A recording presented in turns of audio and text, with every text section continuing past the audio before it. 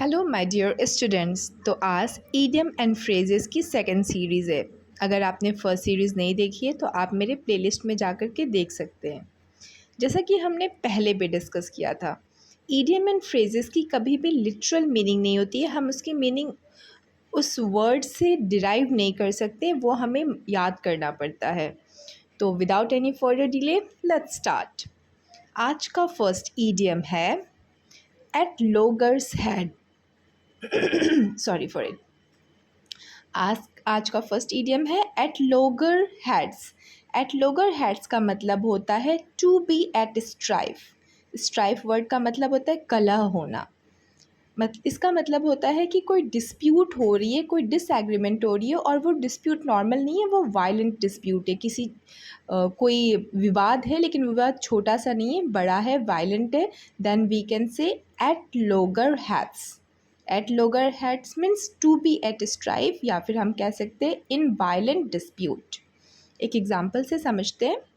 The partners of our firm are at loggerheads these days. इन दिनों हमारे film के जो पार्टनर्स हैं, हमारी कंपनी के जो पार्टनर हैं, वो क्या है, वायलेंट डिस्प्यूट में हैं। किसी बात पे उनको सहमति नहीं बन पा रही है, बहुत ज़्यादा आपस में क्या है, डिस्प्यूट है। सेकंड पे आते हैं, एट ऑड्स। एट ऑड्स का मतलब भी होता है डिस्प्यूट में होना, बट ये एक नॉर्मल डिस्प्यूट है। किसी बात को लेके विवाद हो रही है, एक मत नहीं हो पा रही है, तो हम कह सकते हैं एट ऑड्स। लेकिन वो डिस्प्यूट जब बड़ा है तो हम कहते हैं एट लॉगर्स हेड। इसके भी एग्जाम्पल देखते हैं। The members of the group were at odds over the selection procedure.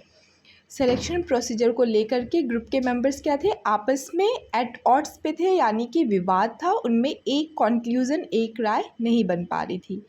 इन दोनों का मतलब क्लियर हो गया। छोटा डिस्प्यूट है तो एट ऑड्स, और वो डिस्प्यूट अगर बड़ा है, वायलेंट है, तो we can say at loggerheads. आते हैं आज के थर्ड ईडियम पे, an apple of discord. An apple of discord का मतलब होता है कॉज ऑफ क्वारल, झगड़े का कारण। एन एप्पल ऑफ डिस्कॉर्ड का मतलब झगड़े का कारण। और इससे ही मिलता जुलता दूसरा ईडियम होता है बोन ऑफ कॉन्टेंशन। बोन ऑफ कॉन्टेंशन का मतलब भी होता है झगड़े का कारण। एन एप्पल ऑफ डिस्कॉर्ड और बोन ऑफ कॉन्टेंशन दोनों ईडियम का मीनिंग होता है कॉज ऑफ क्वारल। एक एग्जाम्पल देखते हैं। Ancestral property is an apple of discord between the two sisters. पैतृक संपत्ति क्या हो गई है, दोनों बहनों के बीच में झगड़े की जड़ हो गई है, झगड़े का कारण बन गई है। एप्पल वर्ड से एक और ईडियम आता है apple pie order, apple of my eye. तो उसको भी आगे डिस्कस करेंगे। ओके, अब आते हैं आज के फोर्थ ईडियम पे, at cross purposes. At cross purposes का मतलब होता है जब दो लोगों के इरादे आपस में मिलते नहीं हैं, कॉन्फ्लिक्ट कर रहे होते हैं, हैविंग कन्फ्लिक्टिंग इंटेंशंस। जब लोगों के इरादे आपस में कॉन्फ्लिक्ट कर रहे हो, मान लीजिए मेरी राय ये है, आपकी राय ये है, अब हम दोनों की राय क्या हो रही है, हम दोनों की थिंकिंग क्या हो रही है, कॉन्फ्लिक्ट हो रही है, तो हम कह सकते हैं at cross purposes. We are at cross purposes, हमारी राय क्या हो रही है, कॉन्फ्लिक्ट कर रही है। Next, after one's own heart. इसको हम इससे ही समझ सकते हैं, अपने दिल के पीछे का मतलब इसको ही ऐसे ही मैं आपको समझाने के लिए वो करती हूँ। आफ्टर वंस ओन हार्ट मतलब अपने दिल के पीछे, मतलब अपनी पसंद का। टू वंस लाइकिंग, अपनी पसंद का। जैसे कि दीपा को अपनी पसंद का लड़का मिल गया और उसने शादी कर ली। When Deepa met a man after her own heart she got married to him. जब दीपा को अपनी पसंद का लड़का मिला तो she got married to him. Okay, next is at the bottom of. At the bottom of का मतलब होता है to be mainly responsible for, मतलब हम कह सकते हैं जड़ या जिम्मेदार। आप इस काम के जिम्मेदार हो या आप इस चीज़ के जड़ हो, तो आप कह सकते हैं at the bottom you are responsible for this, या फिर you are at the bottom of this thing. एक और एग्जाम्पल देखते हैं। इट वॉज फाउंड लेटर, बाद में पता चला, that Shanu was at the bottom of the whole trouble. सारी परेशानी के पीछे कौन था, सारी परेशानी का जड़ या जिम्मेदार कौन था, शानू था। At the bottom of means to be mainly responsible for. Okay, next idiom is at a loss. अब ये एट अ लॉस देख के ये नहीं सोचना है कि नुकसान की बात हो रही है। यहाँ पे एट अ लॉस का मतलब वो है कंफ्यूज हो गए, उसको समझ में नहीं आ रहा है, वो डिसाइड नहीं कर पा रहा है, to be unable to decide.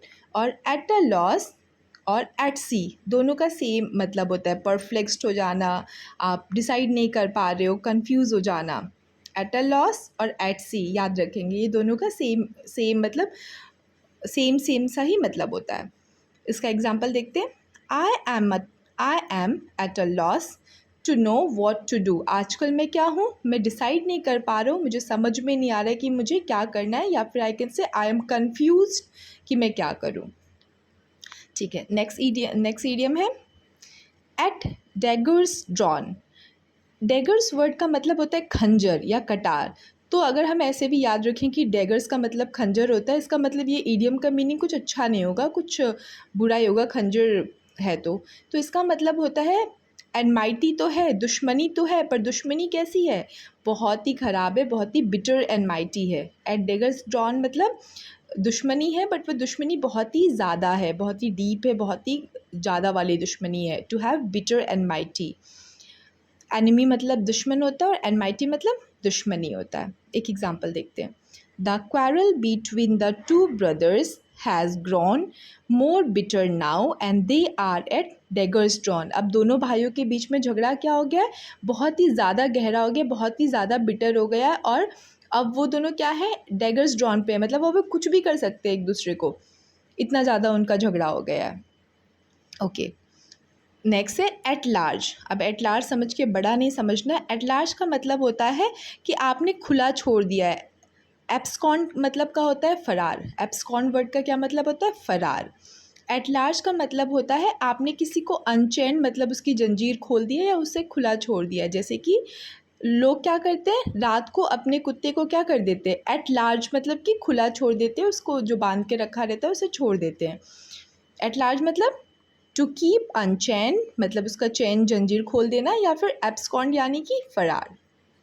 Eight सी हमने पहले भी समझ लिया है। एट लॉस एट सी दोनों का क्या मतलब होता है, कंफ्यूज होना, जब आप डिसाइड नहीं कर पा रहे हो। एट सी उस पर्सन के लिए अप्लाइड होता है जो क्या रहता है, हमेशा ही कंफ्यूज रहता है।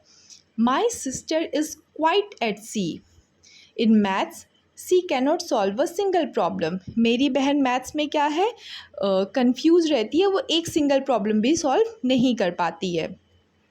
ओके, नेक्स्ट ईडियम है add fuel to the flame और फायर।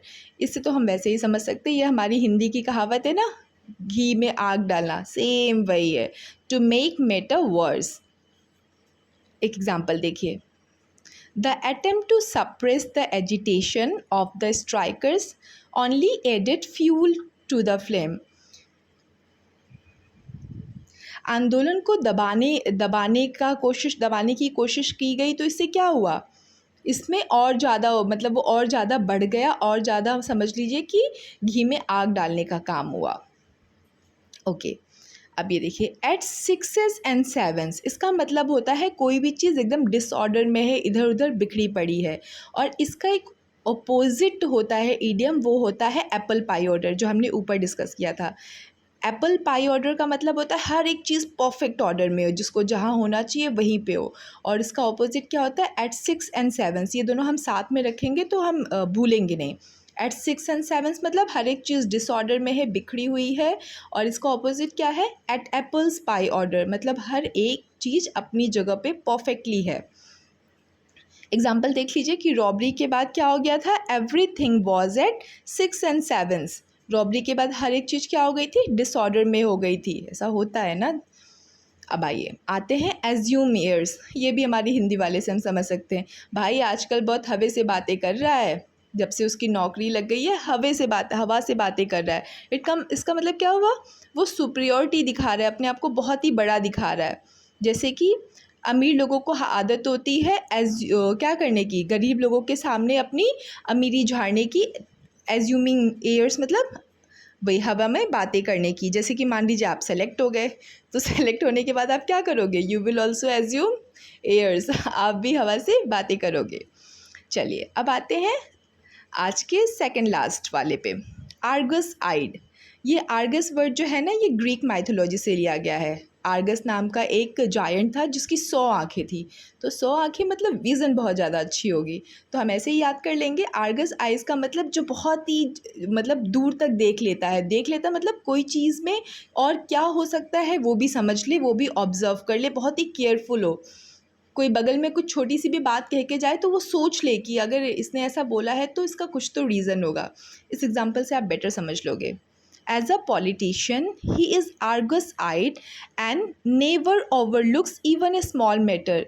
पॉलिटिशियन होने के नाते वो कैसा है, आर्गस आइड है, वो हर एक चीज़ को ध्यान से ऑब्जर्व करता है और वो छोटी छोटे मैटर्स को भी ओवरलुक नहीं करता है, जाने नहीं देता है, सोचता है कि ऐसा हुआ तो क्यों हुआ, ऐसा होगा तो क्यों होगा। तो आर्गसाइड हमें याद रहेगा, आर्गसाइड इज केयरफुल और observant. Okay, the last idiom of the day is at a stone's throw. ये भी हम अपनी हिंदी वाले से समझ लेते हैं कि थोड़ी दूर पे है, मतलब एक स्टोन फेंका तो कितना पास गया, उतने पास पे ही है, वेरी क्लोज। ये हम अक्सर जगह के लिए यूज़ करते हैं। My friend's house is at stone's throw from mine. मेरे दोस्त का घर मेरे घर से कितनी दूर पे, एक पत्थर फेंकूँ तो जितनी दूर वो पत्थर पहुँचेगा, आई कैन से कि बहुत ही पास में है। तो आज के हमने ईडियम एंड फ्रेजेस कंप्लीट कर लिए, एक बार फिर से रिवाइज कर लेते हैं।